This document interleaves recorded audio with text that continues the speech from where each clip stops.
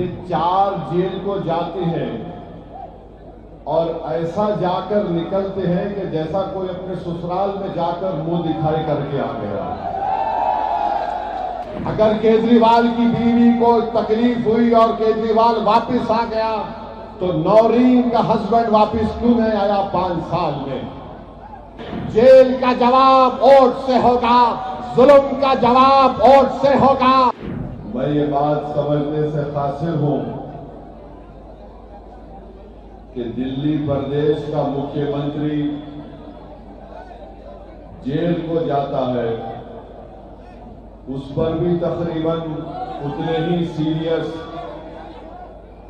IPC के charges लगते हैं, पीएमएलए भी लगता है।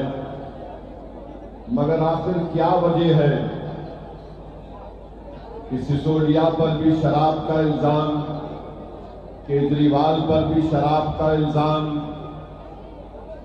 जैन पर इल्जाम, खुद ओखला के आम आदमी पार्टी के मौजूदा एमएलए जो अनकरीब रिटायर होने जा रहे हैं इंशाअल्लाह, उनको भी जेल में डाला गया। ये 4 जेल को जाते हैं और ऐसा जाकर निकलते हैं कि जैसा कोई अपने ससुराल में जाकर मुंह दिखाई करके आ गया। 6 महीने मुख्यमंत्री केजरीवाल जेल में रहे, 6 महीने के बाद उनको बेल मिल गई। सिसोदिया 12-15 महीने रहे, बेल मिल गई। जैन काफी लंबा अरसा रहे, जेल मिल गई। यहां के मौसूफ जेल को गए, वापिस आए, फिर गए, फिर वापिस आए। आखिर इनके पास ऐसी कौन सी जादू की छड़ी है जो शिफा के पास नहीं है? आखिर ये क्या वजह है कि इनको इंसाफ मिल जाता है, इनके घर वाले इनसे महरूम नहीं होते, इनके चाहने वाले इनसे महरूम नहीं होते?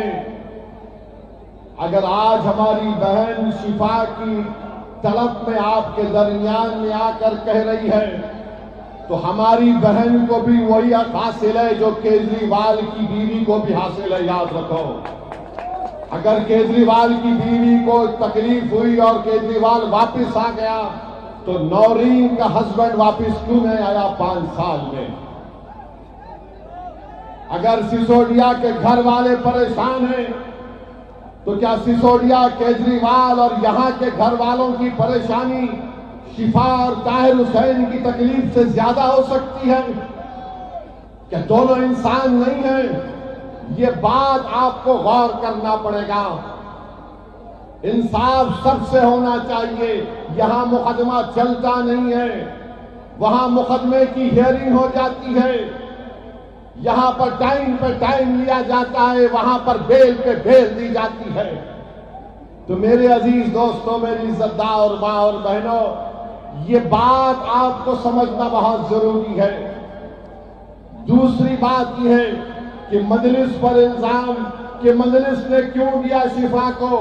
अरे याद रखो, अगर चुनाव फिर होगा फिर शिफा को देंगे, या जो जेल में बैठा है वो मजलूम है तो उसको टिकट देंगे। ये मजलिस की पॉलिसी है। हम चाहते ही हैं कि जो जिसको दबाया जा रहा है, जिसको तुम एंटी नेशनल कहते हो, हम उसको नेशनलिस्ट कहेंगे। जिसको तुम कम्युनल कहते उसको हम सेकुलर कहेंगे। तुम्हारा एजेंडा हम कबूल करने को तैयार नहीं है। ना केजरीवाल का एजेंडा कबूल करेंगे, ना मोदी का एजेंडा कबूल करेंगे। हम अपना एजेंडा तय करके जनता में आए हैं और जनता से कह रहे हैं कि अब की बार ओखला से शिफा को आपको कामयाब करना है। इसलिए कामयाब करना है कि एक पैगाम देना है उन वक्त के फिरौनों को कि तुमने जुल्म किया, तुमने ऐसे कई नौजवान बच्चे और बच्चियों को जेल में डालकर उनकी जिंदगियों को बर्बाद कर दिया। वो मासूम बच्चे ताहिर हुसैन आज वापस आए। जब ताहिर हुसैन जेल को गए थे, उनका बेटा मुझसे कह रहा था कि सर साहब, मेरी उम्र 15 साल की थी। मैं 5 साल में एक मर्तबा भी अपने अब्बू का हाथ पकड़कर महसूस नहीं किया। आज 5 साल के बाद मेरे अब्बू सुप्रीम कोर्ट के ऑर्डर पर आए हैं। तो मैंने पूछा क्या किया तुमने पहली मर्तबा? तो कहा कि मैंने अपने अब्बू का हाथ पकड़कर उसको महसूस किया कि मेरे अब्बू हैं। ये हाल करके रख दिया गया है और तुम बोलते कि मंजलिस फिरका परस्ती करती है। अरे केजरीवाल, तुम्हारी जबान पर शिफा का नाम क्यों नहीं आता? तुम्हारी जबान पर ताहिर हुसैन का नाम क्यों नहीं आता? तुम्हारी जबान पर सैफी का नाम क्यों नहीं आता? अरे क्या जुल्म किया था इन्होंने? तुम्हारी तरह शराब का कारोबार या पॉलिसी का ऐलान तो नहीं किया था इन्होंने। एक जालिम हुकूमत के काले कानून के खिलाफ एहतजाज हुआ था। वो एहतजाज भारत की तारीख का एक तारीखी सुनहरा एहतजाज था। जिस एहतजाज को हमारी माँ और बहनों ने शुरू किया, उस एहतजाज ने सारे भारत के नौजवानों को, हमको एक हौसला दिया और सारे भारत में शुरू हो गया शाहीन बाग हम भी बनाएंगे, शाहीन बाग हम भी बनाएंगे। मैं सलाम करता हूं आपको, मगर आपसे कह रहा हूं, जब आपने अपनी ताकत और बलबूते के ऊपर बगैर किसी सियासी पार्टी की तारीफ किए तुमने सारे मुल्क को एक पैगाम दिया कि किस तरह जमहूरियत में एहतजाज होता है। आपने कामयाब एहतजाज चलाया। आज वही एहतजाज की जरूरत है। जेल का जवाब वोट से होगा, जुल्म का जवाब वोट से होगा।